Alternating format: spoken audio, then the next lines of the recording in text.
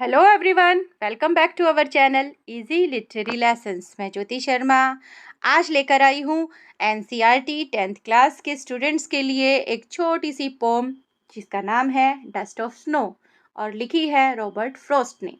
तो video start करें उससे पहले ही रिक्वेस्ट है आपसे कि अगर चैनल पर पहली बार आए हैं तो चैनल को सब्सक्राइब ज़रूर कर लीजिए, क्योंकि हर एक वीडियो जो मैं आपके लिए लेकर आऊँगी उसके अंदर एक्सप्लेनेशन होगी, अच्छी सी, इंटरेस्टिंग सी और इजी सी, साथ के साथ प्रिपरेशन होगी इम्पोर्टेंट क्वेश्चंस की। तो चलिए वीडियो स्टार्ट करते हैं। जो हमारा आज का वीडियो है वो आपके लिए वैल्यूएबल तो है ही है, साथ ही साथ मैसेज कन्वे करेगा। और वो क्या है? वो ये है कि रॉबर्ट फ्रॉस्ट ये जो पोम आपके सामने प्रेजेंट कर रहे हैं, इस पोम के अंदर वो हमें बताने वाले हैं कि कैसे इंसान के जीवन में परेशानियां तो आती हैं, लेकिन परेशानियों से परेशान होकर वो अपनी लाइफ को छोड़ नहीं सकता।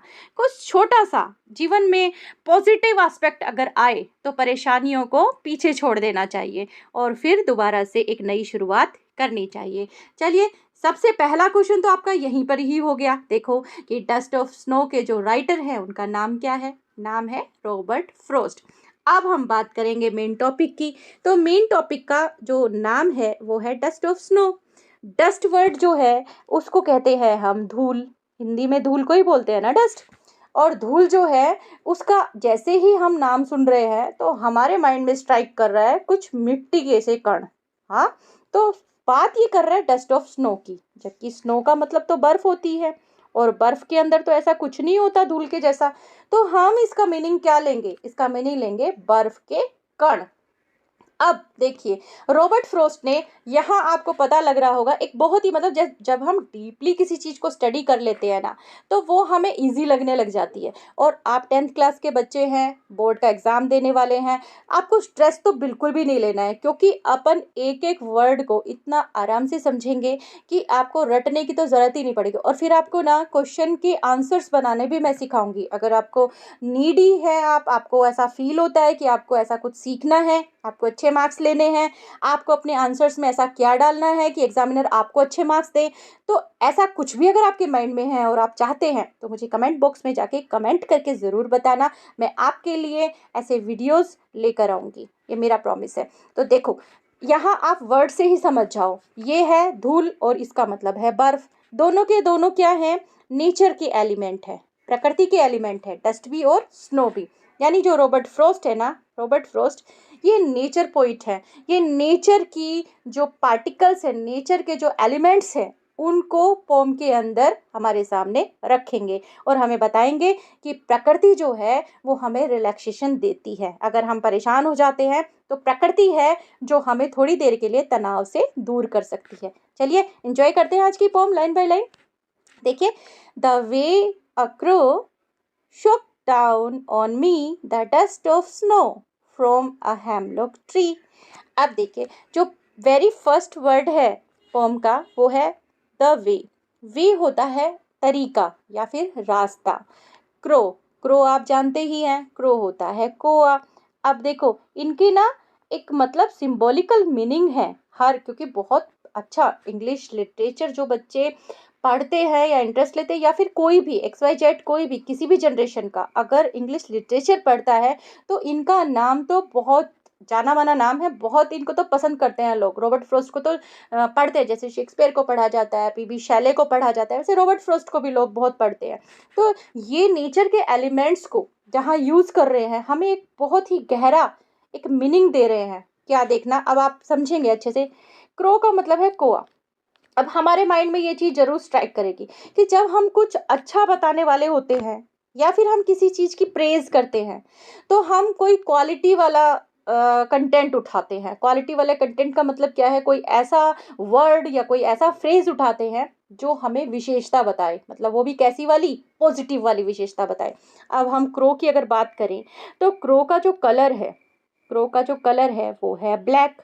ब्लैक है ना, इसकी जो वॉइस है, इसका जो साउंड है वो भी हार्श होता है। हमारे जो ईयर हैं उनको प्लीज़ नहीं करता, मतलब हमें आराम देने के लिए नहीं है इसकी आवाज़। इसकी आवाज़ थोड़ी सी हार्श होती है, थोड़ी सी कर्कश आवाज़ होती है। तो द वे ए क्रो, यहाँ क्रो जो वर्ड यूज़ किया अभी डिस्कस करेंगे हम थोड़ा सा आगे चल के। ये इसी लाइन के अंदर एक क्वेश्चन बन गया आपका। अभी आगे थोड़ा सा आगे डिस्कस करते हैं इसको, पहले थोड़ा सा इसको अपन है ना एक्सप्लेन कर लेते हैं। The way a crow Shuk down on me. देखो, शुक डाउन ऑन मी इसका मतलब क्या होता है, यानी हिलाकर गिरा दिया, हिलाकर नीचे गिरा दिया। अब ये जो है ना, ये शेक की ही पास्ट फॉर्म है। शेक का मतलब हिलाना होता है, क्योंकि पास्ट में बात हो रही है तो शुक बोल दिया। अब शुक के साथ में भी डाउन लगा दिया, तो शुक डाउन क्या हो गया, हिलाकर नीचे गिरा दी। एक कोए ने हिलाकर नीचे गिरा दी मुझ पर द डस्ट ऑफ स्नो, बर्फ की धूल या बर्फ के कण, फ्रॉम अ हैमलॉक ट्री, और वो भी कहाँ से, एक हैमलॉक ट्री पे से। अब देखो, यहाँ डस्ट ऑफ स्नो उसने यूज़ किया। हाँ, ये अभी डिस्कस करने वाले हैं हम। डस्ट ऑफ स्नो उसने यूज़ किया, यहाँ से एक क्वेश्चन बनता है, फ्रॉम ए हैमलॉक ट्री यहाँ से बनता है। तो पहले हम ये जान लेते हैं कि ये हैमलॉक क्या है। हैमलॉक बच्चे एक पेड़ होता है जिसपे वाइट कलर के फ्लावर्स आते हैं, लेकिन ये जो पेड़ है ना, ये पेड़ होता है बहुत ही विषैला, मतलब इसमें से विष निकलता है। अगर इसको कोई चख ले तो उसकी जान भी जा सकती है, यानी ये विषैला है। तो दो चीज यहाँ पर मेन आप ध्यान देना, एक जैसे हैं, पहले वो आपको बता रही हूँ। क्रो, क्रो का कलर है काला, क्रो की आवाज है थोड़ी भद्दी, और हेमलॉक है, हेमलॉक भी होता है विषैला। तो ये दोनों जो चीजें इसने यूज की हैं, क्रो यूज किया और हेमलॉक ट्री यूज किया है, ये दोनों के दोनों आपको लग रहे हैं ना, नेगेटिव नेगेटिव सा क्वालिटी है इनके अंदर। और डस्ट ऑफ स्नो एक और यूज किया है। तो डस्ट ऑफ स्नो किस चीज़ के लिए यूज़ किया है वो अभी हम डिस्कस करेंगे, लेकिन इसका एक बार मीनिंग देख लेते हैं। मीनिंग क्या हुआ कि एक कौआ, उसने हिलाकर नीचे गिरा दी मेरे ऊपर एक बर्फ की धूल, और वो भी कहाँ से, हैमलॉक ट्री पे से। कैसे, देखिए हैमलॉक ट्री के ऊपर एक कौआ बैठा है और उसने वो थोड़ा बहुत हिला होगा, और उसने क्या किया, मेरे ऊपर बर्फ गिरा दी, यानी मैं वहाँ खड़ा था और मेरे ऊपर बर्फ गिरा दी। अब देखिए मैं क्या बताना चाह रही थी आपको, वो यहाँ डिस्कस करेंगे हम। क्रो, देखो बेटा, क्रो जो यहाँ पर लिया था उसने, वो किस चीज़ के लिए लिया, ये चीज़ हमें डिस्कस करनी है। क्रो जो वर्ड इन्होंने यूज़ किया है ना, वो एक सिंबल है। वो किस चीज़ का सिंबल है, वो सिंबल है सैडनेस का, सोरो का और पैसिमिज्म का। सैडनेस यानी उदासी, सोरो यानी दुख, और पैसिमिज्म क्या होता है, निराशावादिता, यानी निराशा से भर जाता है जब आदमी, जब किसी के लाइफ में कुछ गलत गलत गलत ही होता रहता है तो उसको उदासी हो जाएगी, उसको दुख हो जाएगा, या वो बिल्कुल निराश हो जाएगा। तो यह क्रो जो है ना, वो सिंबल है इन सब चीज़ों का। अब बारी आती है हैमलॉक ट्री की। हैमलॉक ट्री जैसे मैंने आपको बताया कि विषैला है, तो हैमलॉक ट्री यहाँ सिंबल है, वापस वही सोरो का, साथ में डेथ का भी। डेथ भी यहाँ सिंबल किस चीज़ का होता है, मतलब डेथ भी खुशी का सिंबल तो नहीं होता ना, दुख का ही सिंबल होता है, यानी सोरो का भी कह सकते हैं आप, डेथ का भी कह सकते हैं। अब बारी आती है डस्ट ऑफ स्नो की। डस्ट ऑफ स्नो जो उसने यूज़ किया है वो है रे ऑफ होप, यानी एक आशा की किरण। डस्ट ऑफ स्नो, यहाँ मैं आपको ये समझाना चाह रही हूँ कि रॉबर्ट फ्रॉस्ट ने ये जो पोम हमारे सामने प्रेजेंट करी है, वो इसलिए प्रेजेंट करी है हमें ये चीज़ समझाने के लिए कि हमारी लाइफ में चाहे कितनी भी उदासी हो, कितनी भी परेशानी हो, कितनी भी दिक्कत हो, लेकिन एक आशा की किरण कहीं से आती है, और फिर हम क्या करते हैं, अपनी परेशानियों को भूलकर दोबारा से शुरुआत कर लेते हैं। जैसे बच्चे आप अपने ऊपर ही लेकर देख लो, जैसे मान लो 1 मिनट के लिए कि आपसे सीनियर कोई 10th क्लास करके निकला है, उसने उम्मीद लगाई कि भाई मेरे 90% मार्क्स बन जाएंगे, बच्चे ने मेहनत भी खूब करी, लेकिन कहीं ना कहीं मार्किंग का इशू हुआ या कुछ भी दिक्कत हुई कि उसके मार्क्स 90% ना बनकर और 80% ही बने, तो वो थोड़ा सा उदास हो जाएगा उस चीज़ को लेकर। लेकिन वो उदासी जो है वो परमानेंट नहीं होनी चाहिए। क्यों, क्योंकि 80% मार्क्स भी बुरे नहीं है ना, नंबर नंबर तो अच्छे हैं। उसे सोचना चाहिए कि आगे जो मैं फर्दर जो मैं पढ़ाई करूँगा, आगे मैंने +1 करनी है, +2 करनी है, उसके बाद भी पढ़ाई करनी है, तो वहाँ पर मैं और मेहनत कर लूँगा और अच्छे नंबर आ जाएंगे।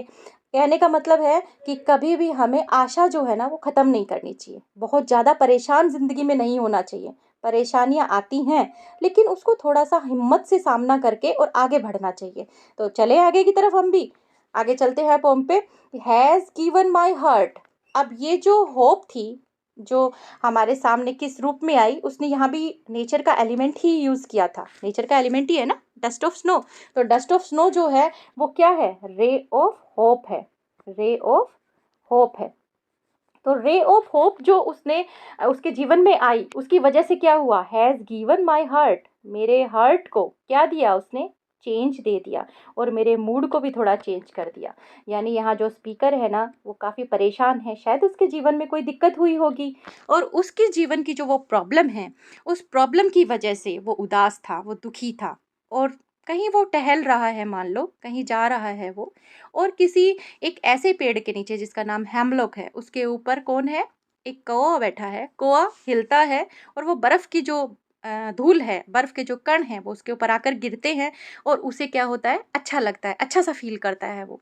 और यहाँ हम किस चीज़ से रिलेट करेंगे उसको, यहाँ हम रिलेट करेंगे एक आशा की किरण के साथ, कि ज़िंदगी में कुछ गलत सा चल रहा था, लेकिन एकदम से कुछ होप सी मुझे नज़र आई, और मेरी लाइफ़ में फिर सब कुछ जैसे अच्छा होने लगा। And saved some part of a day I had rued, I had rued. Rued जो वर्ड है इसका मतलब क्या होता है, इसका मतलब होता है रिग्रेट करना, पछतावा करना। रूड होता है पछतावा। अब देखिए, ये जो आपने पोम पढ़ी, इस पोम के अंदर आपको एक मैसेज मिला, क्या मैसेज मिला, कि परेशानियां जीवन का हिस्सा हैं, लेकिन परेशानियों से परेशान होकर हमें गिव अप नहीं करना चाहिए।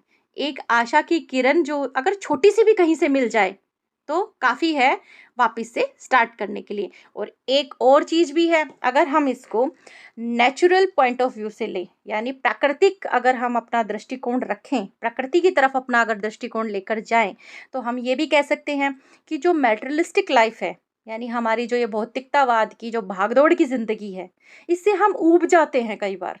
तो हमें जब वो ऊब हो जाए ना, तो हमें प्रकृति के टच में जाना चाहिए, यानी नदी के किनारे कहीं चले गए, कहीं हरी हरी घास के मैदान में चले गए, फूल पौधों के पास में चले गए, तो हमें थोड़ा रिलैक्सेशन सा मिलेगा। तो दो तरह का यहाँ पे हमारे पास में मैसेज आता है, कि नेचर के टच में हमें रहना चाहिए, और दूसरा क्या, कि हमें पॉजिटिव रहना चाहिए। कोई भी एक छोटी सी भी जो किरण, छोटी सी भी आस अगर हमें मिल जाए, तो हमें दोबारा से लाइफ को स्टार्ट कर देना चाहिए। जैसा आप पिक्चर में देख रहे होंगे कि एकदम से उसका मूड जो है वो चेंज हो जाता है। अब देखिए, एक क्वेश्चन और हम डिस्कस करेंगे। अभी आप सिंबल वाले क्वेश्चन हमने डिस्कस कर लिए, पोम का जो पोइट है उसका नाम हो गया। अब यहाँ एक और इम्पॉर्टेंट क्वेश्चन बनता है, वो बनता है राइम स्कीम से रिलेटेड। अब ये राइम स्कीम क्या है, राइम स्कीम जो होती है ना, उसका मतलब होता है जो पोम आपकी लिखी है वो किस तुकबंदी के साथ में लिखी हुई है, यानी उसकी लय क्या है। तो देखो, पहली लाइन का लास्ट वर्ड देखो, आप क्या लिखा है, क्रो। मान लो इस साउंड को मैं मान लेती हूँ ए, तो अगली क्या है, मी है ना, अलग है, इसको हम बी मान लेते हैं। ठीक है, थर्ड लाइन को पढ़ो, थर्ड है स्नो। साउंड कुछ सेम सेम लगा, क्रो और स्नो एक जैसा लगा ना, तो ये वापस से क्या हो गया, ए हो गया। अब देखो यहाँ क्या है, मी, और ये आया ट्री, मी ट्री, सेम सेम साउंड कर रहा है, मी और ट्री, तो ये वापस से क्या हो गया, बी हो गया। तो बच्चे आपसे क्वेश्चन पूछा जा सकता है क्या, कि write rhyme scheme of this poem. तो आप क्या लिखेंगे, rhyme scheme, A B is the rhyme scheme of this poem, है ना, लिख सकते हैं। अगर वर्ड याद रहते हैं तो वर्ड भी आप लिख सकते हैं, कि क्रो, मी, स्नो, ट्री, आप लास्ट के ये वर्ड लिखकर भी आप बता सकते हैं, ये और भी ज़्यादा अच्छा हो जाएगा।